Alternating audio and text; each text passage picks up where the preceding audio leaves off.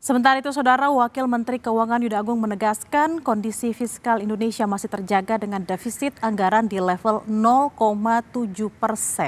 Untuk menjaga likuiditas perbankan dan mendorong pertumbuhan kredit, pemerintah bersama Bank Indonesia memperpanjang penempatan dana pemerintah sebesar 281 triliun hingga akhir tahun. Yang pertama tadi dibahas bahwa kondisi fiskal itu masih sangat terjaga dengan baik. Defisit hingga bulan Mei kemarin 0,7%. Dan diperkirakan sampai dengan akhir tahun juga masih di bawah 3%, jadi masih sangat terjaga.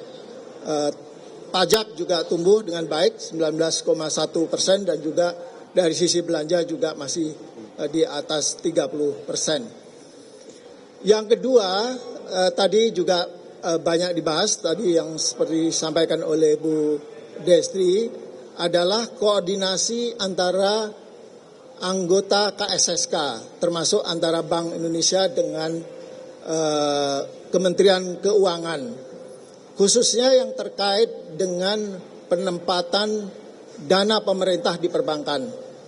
Setelah dievaluasi, diambil kesimpulan bahwa dana pemerintah di perbankan akan dikembalikan lagi.